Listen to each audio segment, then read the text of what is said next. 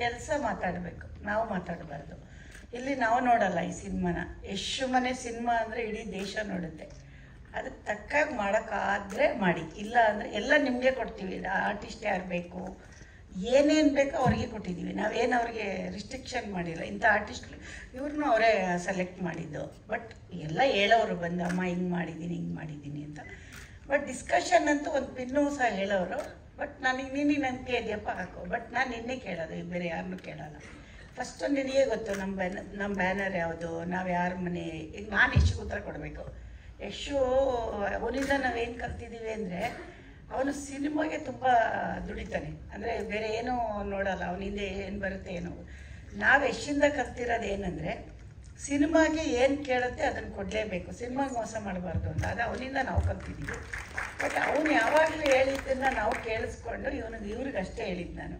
ನೋಡಪ್ಪ ನಿಂಗೆ ಆಮೇಲೆ ಇಂಥವ್ರು ಬೇಕು ಅನ್ನೋದು ಅದನ್ನೇ ಹೇಳಿದರು.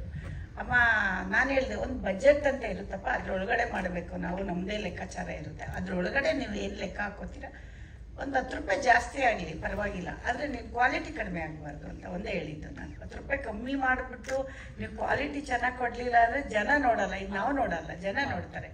ಈಗ ಆಡಿಯನ್ಸ್ ನೋಡಬೇಕಂದ್ರೆ ನಾವೇನು ಮಾಡಬೇಕು, ಕ್ವಾಲಿಟಿ ಕೊಡಬೇಕು. ನೀವು ಯಾರ ಮನೆ ಸಿನಿಮಾ ಅದೆಲ್ಲ ಕೇಳಲ್ಲ. ಆಮೇಲೆ ಇನ್ನೂ ಒಂದು ಹೇಳಿದೆ, ಯಶ್ ಮನೆ ಸಿನಿಮಾ ಅಂತ 3ಕ್ಕೆ ಅವಕಾಶ ಕೊಡ್ಬೋದು ನೀವು, ಆಮೇಲೆ ಕೊಡಲ್ಲ. 1, 2, 3 ಯಶಮೋನ್ ಸಿನಿಮಾ ಅದರಲ್ಲಿ ಕತೆ ಮಾತಾಡಬೇಕು. ಫಸ್ಟ್ ಡೇ ಯಶ್ ಬಂದಾಗಲೂ ಯಾರು ಮಗ ಅಂತ ನೋಡಲಿಲ್ಲ. ಇವತ್ತು KGF ಬಂದಿದ್ದಾನೆ ಅಂದರೆ ಒಂದು ಕ್ವಾಲಿಟಿ ಕೊಟ್ಟಿದ್ದಾನೆ. ಅದೇ ಥರ ನೀವು ಮಾಡ್ತೀನಿ ಅನ್ನೋ ನಂಬಿಕೆ ಇದ್ದರೆ ನಮ್ಮ ಬ್ಯಾನರಲ್ಲಿ ಕೆಲಸ ಕೊಡ್ತೀನಿ. ಬಟ್ ಎಲ್ಲ ನಿಮಗೆ ಬಿಡ್ತೀನಿ. ಈಗ ಒಂದು ಅಡುಗೆ ಮಾಡೋಕೆ ಐಟಮ್ ತಂದು ಕೊಡ್ತೀವಿ, ಅಲ್ಲಿ ಗೊತ್ತಾಗುತ್ತೆ ಟೇಸ್ಟ್. ನೀವು ಯಾವ ಅಕ್ಕಿ ಕೇಳ್ತೀರಾ, ನೀವೇನು ಎಣ್ಣೆ ಕೇಳ್ತೀರಾ, ಯಾವ ತುಪ್ಪ ಕೇಳ್ತೀರಾ ಅಂದರೆ ನಮ್ಗೆ ಅಡುಗೆ ಮಾಡೋರಿಗೆ ಗೊತ್ತಾಗುತ್ತೆ. ಇವ್ರು ಕೇಳೋದ್ರಲ್ಲಿ ನನಗೆ ಗೊತ್ತಾಗ್ತಾ ಇತ್ತು. ಡೈಲಿ ಅವ್ರು ಏನು ಕೇಳ್ತಾವ್ರೆ, ಎಷ್ಟು ನಾನು ಬಜೆಟ್ ಎಲ್ಲ ನಾನೇ ಮೇಂಟೈನ್ ಮಾಡಿರೋದು. ಅಂದರೆ ಎಲ್ಲಿಂದ ಹೋಗುತ್ತೆ, ಎಲ್ಲಿಗೆ ಬರುತ್ತೆ ಎಲ್ಲ ಲೆಕ್ಕ ಡೈಲಿ ತಗೋತಾ ಇದ್ದೆ. ಬಟ್ ಎಲ್ಲದರಲ್ಲೂ ಅವರು ತುಂಬ ಟ್ಯಾಲೆಂಟೆಲ್ಲ ಕಾಣಿಸ್ತಾ ಇದ್ರು ನನಗೆ ಗೊತ್ತಾಗ್ತಿತ್ತು ಇವ್ರು ಏನು ಮಾಡ್ತಾವ್ರೆ, ಇವ್ರು ಯಾವ. ಆಮೇಲೆ ಎಲ್ಲ ಡಿಸ್ಕಷನ್ ಮಾಡುವಾಗಲೂ ತೊಗೊಳ್ಳೋರು, ಇದು ಬೇಡ ಇದು ಬೇಕು ಅಂತ ಹೇಳಿದ್ರು ತೊಗೊಳ್ಳೋರು. ಅಲ್ಲೇ ಅವರು ನನಗೆ ಇಷ್ಟ ಆಗ್ಬಿಟ್ರು. ಜೊತೆಗೆ ಅದನ್ನು ಇವತ್ತು ಪ್ರೂವ್ ಮಾಡಿದಾರಲ್ಲ. ಅಷ್ಟೇ ಸಿಂಪಲ್ಲು. ಇವಾಗ ನೀವು ನಂಬಿಕೆ ಇಡಲಿಲ್ಲ ಅಂದರೆ ಏನೂ ನಂಬಕ್ಕಾಗಲ್ಲ. ಫಸ್ಟ್ ಡೇ ಯಶು ಒಂದಿನ ಹೊಸಬ ಅಲ್ವಾ, ಅವ್ರ ಮೇಲೂ ಯಾರು ನಂಬಿಕೆ ಇಟ್ಟು ಇದ್ದೇ ಅಲ್ವಾ. ಇವತ್ತು ಎಲ್ಲರೂ ನಂಬಬೇಕು. ಬಟ್ ಅದು ಅವ್ರಿಗೆ ಅವಕಾಶ ಕೊಟ್ಟಿದ್ದೀನಿ, ಅವರಿಗೆ ಎಲ್ರಿಗೂ ಕೊಟ್ಟಿದ್ದಾರೆ. ಅದೇ ಥರ ಇನ್ನೂ ಹೊಸಬ್ರಿಗೆ ಕೊಡಬೇಕು. ನಾವು ಮನ್ಸು ಮಾಡೋದು ಒಂದೇ ಅಲ್ಲ, ಅವರು ಅದನ್ನು ಉಳಿಸ್ಕೋಬೇಕಲ್ಲ. ಈಗ ಕೆಲವರು ಸಿನಿಮಾ ಶುರು ಮಾಡಿ ಅರ್ಧ ಮಾಡಿ ಆಗಲೇ ಚೇಂಜ್ ಆಗಿಬಿಡ್ತಾರೆ. ಆ ಥರ ಪಾಪ ಅವರು ಮಾಡಿಲ್ಲ, ನಾವು ಮಾಡಿಲ್ಲ. ಎಲ್ಲರದ್ದು ಶಬಾಮ ಇಲ್ಲ, ನೆಚ್ಚು ರಿಚ್ಚು ಏನೂ ಇಲ್ಲ, ಎಲ್ಲರೂ ಸೇರಿ ಕಟ್ಟಿರೋದು ಒಂದು ಇದು. ಅದನ್ನ ಆಡಿಯನ್ಸ್ ಈಗ ರಿಸಲ್ಟ್ ಕೊಡ್ಬೇಕು ಅಷ್ಟೇ ನಮಗೆ. ಎಸ್, ಆ ರಿಸಲ್ಟ್ಸ್ಗೆ ನಾವು ವೇಟ್ ಮಾಡ್ತಾ ಇದ್ವಿ. ತಾಯಿ ಓಕೆ ಅಂತ ಹೇಳ್ಬಿಟ್ಟಿದ್ದಾರೆ. ಇವಾಗ ಅರುಣ್ ಸರ್ ಏನು ಹೇಳ್ತಾರೆ ಅಂತ ಕೇಳ. ಸರ್ ನಿಮ್ಮ ಮಾತು ಸರ್. ಹೋಮ್ ಮಿನಿಸ್ಟರ್ ಅವರೇ ನಂಬರ್ 1 ಹೋಮ್ ಮಿನಿಸ್ಟರ್. ನಾನು ಇಲ್ಲಿ ಕೂತಿದ್ದೀನಿ ಅಂದ್ರೆ ಅವರೇ, ಮಗ ಅಂದಿದ್ದಾನೆ ಅಂದ್ರೆ ಅವರೇ. ಇಷ್ಟೇ ಅಮ್ಮ, ನಮ್ಗೆ ಏನಿಲ್ಲ ಎಲ್ಲ ಅವ್ರು ಹೇಗೆ ಹೇಳ್ತಾರೆ ನಾನು ಅದಕ್ಕೆ ಒಪ್ಪಿಕೊಂಡು ಈ ಥರ ಡೈರೆಕ್ಟ್ ಇದ್ದಾರೆ ಎಲ್ಲ ನನಗೆ ಹೇಳೋರು. ನೀನು ಖುಷಿ ಆದ್ರೆ ಮಾಡಮ್ಮ, ನಂದೇನೆ ನಾನೊಬ್ಬ ರೈತ, ನಾನು ಇಲ್ಲಿ ಫಾರ್ಮ್ ಹೌಸ್ ನಾನು ಕೆಲಸ ಮಾಡ್ಕೊಂಡಿದ್ದೀನಿ, ಏನು ಬೇಕಾದ್ರೆ ಮಾಡು ಅಂತ. ಕಾಯಕ ಯೋಗಿ ಅವರು, ಏನಾದರೂ ಅವ್ರು ಕಾಯಕ ಬಿಡ್ತಾ ಇಲ್ಲ ನೋಡಿ. ಅವರು ಈ ಮಾತನ್ನೇ ಆ್ಯಕ್ಚುಲಿ ನನಗೆ ನೆನಪಿದೆ, ಒಂದು ವೇದಿಕೆಯಲ್ಲಿ ರಾಜಮೌಳಿ ಸರ್ ಅವರು ಮಾತಾಡಿದ್ರು ಸರ್ ಬಗ್ಗೆ. ತನ್ನ ಮಗ ಎಷ್ಟೇ ಎತ್ತರಕ್ಕೆ ಬೆಳೆದಿದ್ರು ಕೂಡ ತಾನು ಮಾಡ್ತಾ ಇರೋಂಥ ಕೆಲಸ, ಅವ್ರು ಮಾಡ್ತಾ ಇರೋಂಥ ಕಾಯಕವನ್ನು ಅಷ್ಟು ರೆಸ್ಪೆಕ್ಟ್ ಮಾಡ್ತಾರೆ. ಇವತ್ತು ಅವ್ರು ಹೇಳ್ತಿದ್ದಾರೆ, ನಾನು ಫಾರ್ಮರು, ನಾನು ರೈತ, ನನ್ನ ಪಾಡಿಗೆ ನಾನು ಕೆಲಸ ಮಾಡ್ತಿರ್ತೀನಿ. ಆದರೆ ಸುಖ ಸಂಸಾರಕ್ಕೆ ಬೇಕಾಗಿರೋಂಥ ಒಂದು ಸೂತ್ರ, ಹೆಂಡತಿ ಹೇಳೋ ಮಾತನ್ನ ರೆಸ್ಪೆಕ್ಟ್ ಮಾಡಿ ಅಂತ ಹೇಳೋದು. ಡಿಸ್ಕಷನ್ ಮಾಡಿ ಹೆಂಡತಿ ಹೇಳೋ ಮಾತಿಗೆ ರೆಸ್ಪೆಕ್ಟ್ ಮಾಡಿ. ದೇಶಪಾಂಡೆ ಸರ್ ನೀವು ಕೈ ತಟ್ತಿದ್ದೀರಾ, ನೀವು ಅದನ್ನು ಫಾಲೋ ಮಾಡ್ತಾ ಇದ್ದೀರಾ. Good husbands, I want to say good husband sir. Super sir ನೀವು. ಆ್ಯಂಡ್ ಆ ಎಲ್ಲ ಯಶಸ್ಸು ಕೊತ್ತಲವಾಡಿ ಚಿತ್ರಕ್ಕೂ ನಿಮಗೆ ಸಿಗಲಿ ಅಂತ ನಾವು ಆಶಿಸ್ತೀವಿ ಸರ್. ಇಲ್ಲಿ ಮುಖಾಂತರ ಒಂದು ಥ್ಯಾಂಕ್ಸ್ ಹೇಳ್ತೀವಿ. ನಮಗೆ ಶೂಟಿಂಗಿಗೆ ತುಂಬ ಸಪೋರ್ಟ್ ಮಾಡಿದ್ದಾರೆ. ಮತ್ತು ನಿಜವಾದ ವಿಲೇಜಲ್ಲಿ ನಮ್ಮ ತಂಡಕ್ಕೆ ತುಂಬ ಸಪೋರ್ಟ್ ಮಾಡಿದ್ದಕ್ಕೆ ಥ್ಯಾಂಕ್ ಯು ಹೇಳ್ತೀನಿ ನಾನು ನನ್ನ ಪ್ರೊಡಕ್ಷನ್ ಹೌಸ್ ಕಡೆಯಿಂದ. ಆಮೇಲೆ ಶರಣ್ ಸರ್ದು ಹೇಳಲೇಬೇಕು. ನಾನು ಶರಣ್, ನಾನು ಇದಕ್ಕಿಂತ ಮೊದಲು ಶರಣ್ ಕತೆ ಮಾಡಿ ಸಿನಿಮಾ ಮಾಡಬೇಕು ಅಂತ ನಂಗೆ ತುಂಬ ಆಸೆ ಇತ್ತು. ಆಮೇಲಿಂದ ಅಮ್ಮ ಮಾಡೋಣ ಅಂದಿದ್ರು. ನನಗೆ ಯಾಕೋ ಒಂದ್ಸತಿ ನಾನೇನು ಸರಿಯಾಗಿ ಮಾಡ್ತೀನೋ ಇಲ್ವೋ, ಅವರಿಷ್ಟು ಸಿನಿಮಾ ಮಾಡಿದ್ದಾರೆ ಬೇಡಪ್ಪ ಅಂತ ನನಗೆ ನಾನೇ ಯೋಚಿಸ್ಕೊಂಡು ಒಂದು ಸಣ್ಣದಾಗಿ ಫಸ್ಟು ನಾನು ಕರೆಕ್ಟಾಗಿ ಮಾಡ್ತೀನ ಇಲ್ವೋ ಅಂತ ಆಮೇಲೆ ಶರಣ್ ಸರ್ನ ಕೇಳೋಣ ಅಂತ ಇದನ್ನು ಮಾಡಿರೋದು. ನೆಕ್ಸ್ಟು ಶರಣ್ ಸರ್ಗೆ ನಮ್ಮ ಬ್ಯಾನರಿಂದ ನಮ್ಮ ಕಡೆಯಿಂದ ಸಿನಿಮಾ ಮಾಡ್ತೀವಿ, ಅದು ಎಲ್ಲ ಮುಂದೆ ಇರ್ತಾ ಇದ್ದೀನಿ. ಇದಕ್ಕೆ ಮುಂಚೆ ಶರಣ್ ಸರ್ಗೆ ಫಸ್ಟ್ ಆಪ್ಷನ್ ಇದ್ದಿದ್ದು, ಆದರೆ ನನಗೆ ಆ ಧೈರ್ಯ ಇರಲಿಲ್ಲ. ಅವರು ನಾನು ಯಾವಾಗಲೂ ಅವ್ರದ್ದು ನಾನು ರೈನ್ಬೋ ಬಂದಾಗೆಲ್ಲ ಎಷ್ಟು ಹೇಳ್ತಿದ್ದ, ಏನಮ್ಮ ನೀನು ನನ್ನ ಸಿನಿಮಾ ನೋಡಲ್ಲ, ಹೋಗಿ ಶರಣ್ ಸರ್. ಇಲ್ಲ ನನ್ನ ಶರಣ್ ಇಲ್ಲಿ ಕೂತಿದ್ದಾರೆ ನೋಡಿ, ಇವರು ತುಂಬ ದೊಡ್ಡ ಫ್ಯಾನು ಶರಣ್ ಸರ್ದು ಮತ್ತು NS ರಾವ್ ಅವ್ರದ್ದೆಲ್ಲ ಕಾಮಿಡಿಯನ್ ತುಂಬ ನೋಡ್ತಾರೆ. ಹಂಗಾಗಿ ಶರಣ್ಗೆ ನಾನು ಮಾಡಬೇಕಂದ್ರೆ ಸ್ವಲ್ಪ ನನಗೆ ಧೈರ್ಯ ಬೇಕಿತ್ತು. ಹಂಗಾಗಿ ನಾನು ಫಸ್ಟು ಶರಣ್ ಅವ್ರಿಗೆ ಮಾಡಲಿಲ್ಲ, ಅದು ರಾಜಗೂ ಗೊತ್ತು. ಹಂಗಾಗಿ ನಾವು 2ನೇ ಸಿನಿಮಾ ಶರಣ್ ಸರ್ಗೆ ಅಂತ ಈ ಸ್ಟೇಜಲ್ಲಿ ಹೇಳಕ್ಕೆ ಇಷ್ಟಪಡ್ತೀನಿ. ನೋಡಿ, ಒಂದು ಪ್ರೊಡಕ್ಷನ್ ಹೌಸು ತನ್ನ ಮೊದಲ ಸಿನಿಮಾದ ಟೀಸರ್ ಲಾಂಚ್ ಅಲ್ಲೇ ಸೆಕೆಂಡ್ ಸಿನಿಮಾ ಯಾರಿಗಾಗಿ ಮಾಡ್ತಿದ್ದಾರೆ ಅಂತ ಹೇಳ್ತಾ ಇದ್ದಾರೆ. Congratulation Sharan sir, victory victory, congratulations. ಏನು ಹೇಳ್ತಾರೆ, ಅಡಿಪೊಳಿ. ಅಲ್ಲ ಬೇರೆ ಹೇಳ್ತೀನಿ. ಒಂದು ನನಗೆ ನನ್ನ ಫ್ರೆಂಡ್ಸ್ ಇದ್ರು ಇಬ್ರು, ಒಂದು 2 ವರ್ಡ್ ಬರ್ತಿತ್ತು, ಅದು ಮರ್ತೋಗಿದೆ. ಪ್ಲೀಸ್ ಮಲಯಾಳಿ ಅವ್ರಿಗೆಲ್ಲ ಖಂಡಿತ ನಿಮ್ಮ ಸಿನಿಮಾಲಿ ನಮ್ಮ ಸಿನಿಮಾಲಿ ನಾವು ನೀವು ಮಾಡೋಣ. ಮುಂದೆ ಇದೇ ಥರ ನೀವು నమ్మಲ್ಲಿ ನಾವು ನಿಮ್ಮಲ್ಲಿ ಸಿನಿಮಾ ಮಾಡೋ ಥರ ఇర్లి, ఇదే ಥర ನಮ್ಮ టీం ಚೆನ್ನಾగిర్లి ಅಂತ మలయాళీ ಅವ್ರಿಗೆ. తెలుగు నాకు చాలా బాగా తెలుగు వస్తుందండి, నేను చిన్నప్పటి నుంచి చాలా అలవాటు చేసుకున్నాను.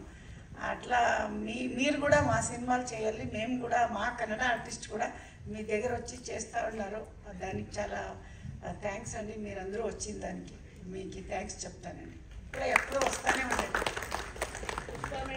అమ్మ మీరు రాకింగ్ అండి, ಅವರು ಯಶ್ ಸರ್ ರಾಕಿ ಬಾಯಿ ಆದರೆ ಇವರು ರಾಕಿ ಮಾಯಿ.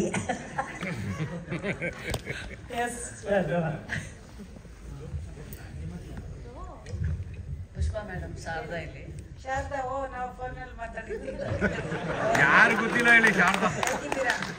ನೀವು ತುಂಬ ಚೆನ್ನಾಗಿ ಬರ್ತಿದ್ರಿ ನನ್ನ ಇಂಟರ್ವ್ಯೂ. ನಾನು ಏನು ಹೇಳಿದ್ದೆ ಅದನ್ನೇ ಬರ್ತಿದ್ದೆ. ಸಾಮಾನ್ಯ ನಿಮ್ಮ ಗಾಡಿ ಯಾರೋ ಹೇಳಿದ್ರು, ಒಂದು ಲೈಟರ್ನೇ ಕೊಡಲ್ಲ ಅವರು ಅಂತ. ಇರೋದು ಬರೆಯಲ್ಲ, ಏನೋ ಸೇರಿಸಿ ಬರೀತಾರೆ ಅಂತ ಗೊತ್ತಿರಲಿಲ್ಲ. ಬಟ್ ಖಂಡಿತ ಏನು ಹೇಳಿದ್ದೆ ಅದನ್ನೇ. ಇವರು ಒಂದು ಪ್ರಶ್ನೆ ಕೇಳಿದ್ರು, ಇಷ್ಟು ದೊಡ್ಡ ಸ್ಟಾರ್ ನಿಮ್ಮ ಮಗ, ನೀವು ಯಾಕೆ ಬಂದಿದ್ದೀರಾ ಈ ವಯಸ್ಸಲ್ಲಿ ಅಂತ. ಬಟ್ ಅದು ಅವ್ರದ್ದು ನಮ್ದೇನು ಅಂತ ಬಂದಿದ್ವಿ. ಅದು ಅವ್ರದ್ದು ಅಲ್ಲ. ಒಂದೇನಂದ್ರೆ ಇಷ್ಟೊಂದು ಸರ್ಪ್ರೈಸ್, ಎಲ್ಲರೂ ನಿಮ್ದೇ ಒಂದು ಪ್ರೊಡ್ಯೂಸರ್ ಆಗದೆ ಒಂದು ಸರ್ಪ್ರೈಸ್, ಅದೇ ಒಂದು ಮೂವಿ ಮಾಡ್ಬೋದು. ಅದು ಏನಾಗುತ್ತೆ ಅಂದ್ರೆ, ಎಷ್ಟು ತುಂಬಾ ದೊಡ್ಡ ಎತ್ತರಕ್ಕೆ ಬೆಳೆದಿರೋದ್ರಿಂದ ನಾವು ಸರಿಯಾಗಿ ಮಾಡಲಿಲ್ಲ ಅಂದಾಗ ಎಲ್ಲ ಅವನಿಗೊಂದು ಎಫೆಕ್ಟ್ ಆಗಬಾರ್ದು. ಒಂದು ಮಾಡ್ತೀವ ಅಂತ ಚೆಕ್ ಮಾಡಿ ಆಮೇಲೆ ಹೇಳೋಣ. ಬಟ್ ಅವ್ರದ್ದು ಒಂದು ಡೈಲಾಗ್ ಯಾಕೆ ಬಂತು, if you are bad I am your dad ಅಂತ. If you Yash is a star, you are the producer behind it ಅಂತ. ಲೈಕ್ ನೀವು ಕನ್ನಡದಲ್ಲಿ ಹೇಳಿ, ನಮ್ಗೆ ಇಂಗ್ಲಿಷ್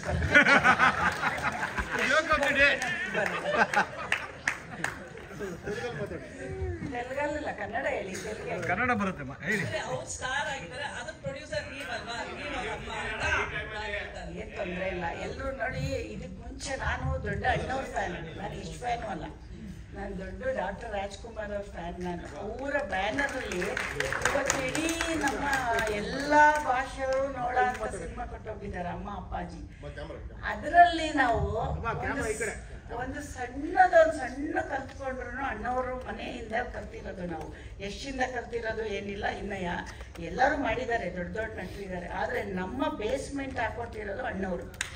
ಅದೇ ಥರ ನಾವೇನಾದರೂ ಮುಂದಿನ ಪೀಳಿಗೆಗೆ ಒಂದು ಬೇಸ್ಮೆಂಟ್ ಹಾಕ್ಬೋದಾ ಅಂತ ಪ್ರಯತ್ನ ಪಡ್ತಾ ಇದ್ದೀವಿ. ಇನ್ನೂ ಹಾಕ್ತೀವಿ ಅಂತಲೂ ಹೇಳ್ತಾ ಇಲ್ಲ ಅಷ್ಟೇ. ಎಲ್ಲರೂ ಪ್ರಯತ್ನ ಪಡಬೇಕಲ್ಲ. ಒಂದು ತೆಂಗಿನ ಮರ ಹಾಕ್ತೀವಿ ಮೇಡಮ್, ಅದು ನಾವು ತಿನ್ನಲ್ಲ, ಮುಂದಿನ ಪೀಳಿಗೆ ತಿನ್ನುತ್ತೆ. ಹಂಗಂತ ಅವ್ರು ಹಾಕಲೇ ಇಲ್ಲ ಅಂದರೆ ಅಲ್ವಾ. ಬಟ್ ಒನ್ ಟೈಮಲ್ಲಿ ಎಷ್ಟು ಇಟ್ ವಾಸ್ ನಾಟ್ ಈಸಿ, ಅಂದರೆ ಅವ್ರಿಗೆ ಅಷ್ಟೊಂದು ಈಸಿ ಇರಲಿಲ್ಲ ಇದಕ್ಕೆ ಆ್ಯಕ್ಟಿಂಗ್ ಬರೋಕ್ಕೆ. ಆ ಟೈಮಲ್ಲಿ ನೀವು ಥಿಂಕ್ ಮಾಡಿಲ್ವಾ, ಪ್ರೊಡಕ್ಷನ್ ನಾವೇ ಸ್ಟಾರ್ಟ್ ಮಾಡೋಣ, ನಮ್ಮ ಮಗನ ಅವತ್ತು ನಮ್ಮ ಹತ್ರ ದುಡ್ಡು ಇರಲಿಲ್ಲ. ಒಂದೇ ಕಾರಣ ಆಗಿತ್ತು. ಅಲ್ಲ, ಹೌದು ಮೇಡಮ್, ದುಡ್ಡಿದ್ರೆ ನೀವೇನು ಮಾಡ್ತೀರಾ, ಒಂದೇ ಕಾರಣ. ಅದಿದ್ರೆ ಎಲ್ಲ ಮಾಡೋಕ್ಕಾಗೋದು. ಬಟ್ ಟ್ಯಾಲೆಂಟ್ ಎಲ್ಲರದ್ದು ಎಷ್ಟು ಪ್ರತಿಭೆಗಳಿದೆ ಗೊತ್ತಾ ನಮ್ಮಲ್ಲಿ. ಪ್ರತಿಭೆಗಳು ತುಂಬ ಇದ್ದಾರೆ. ಯಾರು ಚಾನ್ಸ್ ಕೊಡ್ತಾರೆ? ದುಡ್ಡು ಹಾಕಿ ಪ್ರೊಡ್ಯೂಸರ್ ಕೊಡ್ಬೇಕಲ್ವಾ, ಪ್ರೊಡ್ಯೂಸರ್ ಕೊಡ್ಬೇಕಲ್ವಾ ಮೇಡಮ್. ಈಗ ಪ್ರತಿಭೆಗಳು ನಮ್ಮ ಎಷ್ಟಿದ್ದಾನೆ ಅಂದ್ಕೊಂಡು, ಎಷ್ಟು ಸಾವಿರಾರು ಪ್ರತಿಭೆಗಳಿದೆ. ಆದರೆ ಚಾನ್ಸ್ ಯಾರು ಕೊಡ್ತಾರೆ? ಆ ಚಾನ್ಸಿಗೆ ಅಲ್ದಿರೋ ಕಷ್ಟ ನನಗೆ ಗೊತ್ತಿದೆ, ಆ ಕಷ್ಟ ಬೇರೆಯವ್ರಿಗೆ ಹಾಕ್ಬಾರ್ದು. ನಮ್ಮಲ್ಲಿ ದುಡ್ಡಿದೆ ಅಂತ ಮಾಡಿಲ್ಲ, ಬಟ್ ಮಾಡಬಹುದು, ಮಾಡೋಕ್ಕಾಗ್ದಿರೋ ಅಂಥದ್ದು ಏನಿಲ್ಲ. ಇವತ್ತು ಮಾಡ್ಬೋದು ನಾವು, ಅದಕ್ಕೆ ಮಾಡಿದ್ವಿ.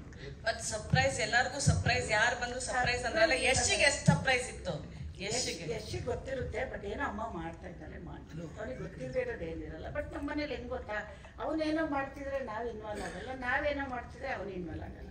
ಬಟ್ ಗೊತ್ತಿರುತ್ತೆ ಒಬ್ರಿಗೊಬ್ರಿಗೆ ಏನೋ. ಈಗ ಅವ್ನು ಅಷ್ಟು ಮಾಡ್ತಿದ್ದೆ, ನಾನು ಒಂದು ದಿನ ಸೆಟ್ಗೆ ಹೋಗಿ ನೋಡಿಲ್ಲ. ಬಟ್ ಇವತ್ತು ಈವೆಂಟ್ ಆಗ್ತಾ ಇದೆ ಅಂತ ಅವ್ರಿಗೆ ಗೊತ್ತಾ? ಗೊತ್ತಿರುತ್ತೆ, ಮಾಡ್ತಾರಮ್ಮ, ಏನೋ ಮಾಡ್ತಾರೆ ಅವರು. ಅವ್ನಿಗೆ ಏನಂದ್ರೆ ಅವ್ನ ಲೆವೆಲ್ ಇಂದ ಅವ್ನು ದೊಡ್ಡದು ಏನೋ. ಅವ್ರೇನಾದ್ರು ಸರ್ಪ್ರೈಸ್ ಕೊಡ್ಬೋದಾಯ್ತಲ್ಲ ಯಶ ಅವರು? ನೀವೇ ಸರ್ಪ್ರೈಸ್ ಕೊಡೋರು, ಅವ್ರು ನಿಮ್ಗಿಂತ ಹಂಗೆಲ್ಲ ಏನಿಲ್ಲ. ಸರ್ಪ್ರೈಸ್ ಅಂದ್ರೆ ಅವ್ರು ಇವತ್ತು ಶೂಟಿಂಗ್ ಅಲ್ಲಿ ಈಗ ಎಲ್ಲಿದ್ದಾನೆ, ಅವನು ಬಾಂಬೆಲಿದ್ದಾನೆ. 1.5 ವರ್ಷ 2 ವರ್ಷ ನಾನು ಫ್ರೀ ಇಲ್ಲ ಅಮ್ಮ ಅಂತಾನೆ. ಅವನು ಒಂದಿನ ಮನೆಗೆ ಬರ್ಬೇಕಾದ್ರೂ ಅವ್ನ ಪರ್ಮಿಷನ್ ಸಿಗ್ತಾ ಇಲ್ಲ ನನಗೆ, ಅಷ್ಟು ಬ್ಯುಸಿ ಇದ್ದಾನೆ. ಎಲ್ಲ ಜನಗಳಿಗೋಸ್ಕರ ಅಲ್ವ, ಮಾಡ್ಬೇಕಲ್ವ. Okay okay. Coming to Prithvi, usually ಏನೇನು ಯಾವ ಥರ ಫಿಲಮ್ ಮಾಡಿದ್ರು ಪೃಥ್ವಿ ಅಂಬರ್ಗೆ ಎವ್ರಿವನ್ ಮ್ಯಾಮ್ ಅಲ್ಲಿ ಸ್ಟ್ರೈಟ್ ಪಿಂಕ್ ಕಲರ್ ಎಲ್ಲ ಕೂಡ ಹೇಳಿದ್ದು ಸರ್ಪ್ರೈಸ್ ನಮ್ಗೆ ಗೊತ್ತೇ ಇರಲಿಲ್ಲ ಈ ಪ್ರೊಡಕ್ಷನ್ ಅಂತ ಹೇಳಿ. ಯಾಕದನ್ನ ಹೈಡ್ ಮಾಡಿದ್ರಿ ಅಂತ ಒಂದು. ಮತ್ತೊಂದು, ಇವತ್ತೆಲ್ಲರೂ ಕೂಡ ಮಾತಾಡುವಾಗ ಅಮ್ಮ ಅಮ್ಮ ಅಂತ ಬಾಯಿ ತುಂಬಿ ಮಾತಾಡುವಂಥ ಸಂದರ್ಭದಲ್ಲಿ ನಾನು ಗಮನಿಸ್ತಾ ಇದ್ದೆ, ಕೆಲವು ಕಡೆ ನೀವು ಭಾವುಕರಾಗ್ತಾ ಇದ್ರಿ. ಸೊ ಆ ಕ್ಷಣ ಎಲ್ರಿಗೂ ಸಿಗಲ್ಲ, ಪ್ರೀತಿಯಿಂದ ಎಲ್ಲರೂ ಅಮ್ಮ ಅಮ್ಮ ಅಂತ ಕರೆದಿದ್ದು, ಈ ಸಿನಿಮಾದ ಬಗ್ಗೆ ಮಾತಾಡಿದ್ದು, ನೀವು ಕೊಟ್ಟ ಅವಕಾಶದ ಬಗ್ಗೆ ಮಾತಾಡಿದ್ದು, ಅದ್ರ ಬಗ್ಗೆ ಶೇರ್ ಮಾಡೋದಾದ್ರೆ ದೊಡ್ಡತನ. ಎಲ್ರೂ ಪಾಪ ಎಲ್ರಿಗೂ ಅವ್ರಿಗೆ ನಮ್ಮ ಮೇಲಿರೋ ಅಭಿಮಾನ. ಬಟ್ ನನಗೆ ಸರಿಯಾಗಿ ಕೆಲಸ ಮಾಡಿಬಿಟ್ಟು ಮಾತಾಡೋಣ, ನಾವಿನ್ನೂ ಹೊಸದಾಗಿ ಬರ್ತಾ ಇದ್ದೀವಿ, ಆಮೇಲೆ ಮಾತಾಡೋಣ ಅಂತ ಮಾಡಿದ್ ಬಿಟ್ರೆ ಸರ್ಪ್ರೈಸ್ ಅಂತ ಬೇರೆ ಏನಿಲ್ಲ ಅಷ್ಟೇ. ಅಷ್ಟು ಮಗಳಿಗೆ ಈ ಸಿನಿಮಾದ ಬಗ್ಗೆ ಎಷ್ಟು ಇದೆ? ಮಗನ ಮಗಳು ಆ ಮಗಳು ಜಾಸ್ತಿ ಇದರಲ್ಲೆಲ್ಲ ಇನ್ವಾಲ್ವ್ ಆಗಲ್ಲ. ಅವಳು ಯಾವುದು ಏನು, ಅವಳು ಬೇರೆ ಥರ, ಬೇರೆ ಟೈಪ್. ಅವಳು ಸಿನಿಮಾ ವಿಷಯದಲ್ಲಿ ಏನು ಯಾವುದಕ್ಕೂ ಬರಲ್ಲ ಅವಳು. ಎಲ್ಲ ಗೊತ್ತಿರುತ್ತೆ, ಬಟ್ ಕೇಳೋದು ಇದೆಲ್ಲ ಅವಳು ಏನೋ ಮಾಡ್ತಾರೆ ಅಮ್ಮ ಅಣ್ಣ ಅಂತ ಸುಮ್ಮನೆ. ಅರುಣ್ ಸರ್, ನಿಮ್ಗೆ ಹೇಗೆ ಅನಿಸ್ತು ಟೀಸರ್ ನೋಡಿ? ನೀವು ಇವತ್ತಿಲ್ಲಿ ಕೂತ್ಕೊಂಡು ಟೀಸರ್ ನೋಡಿದ್ರಿ, ಎಲ್ಲ ಚೆನ್ನಾಗಿ ಮಾಡಿದ್ದಾರೆ ಅಂತ ಖುಷಿ ಆಯಿತು. ಚೆನ್ನಾಗಿ ಬಂದಿದೆ. ಎಷ್ಟು ಸಪೋರ್ಟ್ ಮಾಡ್ತಾರೆ ಅಂದರೆ ಪ್ರತಿಯೊಂದು ಮಾತಾಡ್ತೀವಿ, ಆಯ್ತು ನೀನೇನೋ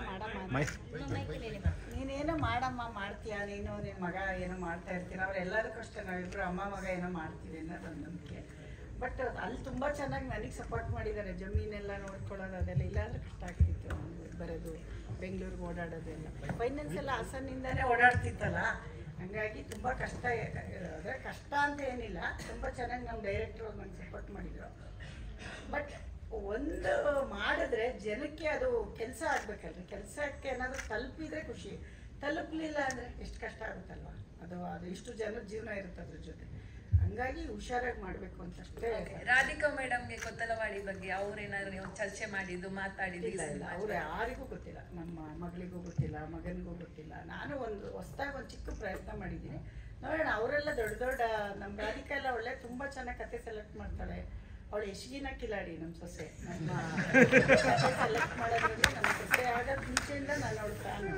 ಕತೆ ವಿಷಯದಲ್ಲಿ ಅವಳು ತುಂಬ ಚೆನ್ನಾಗಿ ಮಾಡ್ತಾಳೆ. ಬಟ್ ನಾನು ಅವಳಷ್ಟು ಕಲಿಬೇಕಾದ್ರೆ ತುಂಬ ಇದೆ. ಬಟ್ ಇರೋದ್ರಲ್ಲಿ ಅವಳು ನೋಡೋಣ, ಅವಳು ಇದು ಚೆನ್ನಾಗಿ ಆದ್ಮೇಲೆ ಒಪ್ಕೋತಾಳ ನೋಡೋಣ ನಮ್ಮ ಸೊಸೆ. ಅವರೆಲ್ಲ ಒಪ್ಕೋಬೇಕಂದ್ರೆ ನಾವಿನ್ನೂ ತುಂಬ ದೂರ ಹೋಗ್ಬೇಕು. ನಾವೀಗ ಬರ್ದಿದ್ದೀವಿ, ಅವರೆಲ್ಲ ಡಿಗ್ರಿ ಮಾಡಿಬಿಟ್ಟಿದ್ದಾರೆ. ಮಾಡಲಿ ಮೇಡಮ್, ಇಲ್ಲಿ ಒಂದೇ ಫ್ಯಾಮಿಲಿನಲ್ಲಿ 2 ಪ್ರೊಡಕ್ಷನ್ ಹೌಸ್ ಯಾಕೆ ಅಂತ? ಯಾಕಂದ್ರೆ ಯಶ್ ಅವರು ಮಾನ್ಸ್ಟರ್ ಪ್ರೊಡಕ್ಷನ್ ಸ್ಟಾರ್ಟ್ ಮಾಡಿದ್ದಾರೆ ಟಾಕ್ಸಿಕ್ ಸಿನಿಮಾ ಮೂಲಕ. ಸೊ ನೀವೀಗ PA ಪ್ರೊಡಕ್ಷನ್ಸ್, ಸೊ ಯಾಕೆ ಅಂತ ಒಂದು ಪ್ರಶ್ನೆ. ಮಾಡ್ಬೋದು, ಬಟ್ 2ಕ್ಕೂ ಹೋಗೋದು ಒಂದೇ ಹಣ ಅಲ್ವಾ? ಹಂಗೇನಿಲ್ಲ, ಯಾಕೆ ಹೆಂಗಾಗುತ್ತೆ? ಈಗ ನಿಮ್ಮ ಯಜಮಾನ್ರು LICಲಿ ನಿಮ್ಮ ಸಂಪಾದನೆ LIC ತಗೊಳ್ಳಲ್ಲ, ಗಡ್ಡನೇ ಕಟ್ಕೊಳ್ತಾರೆ.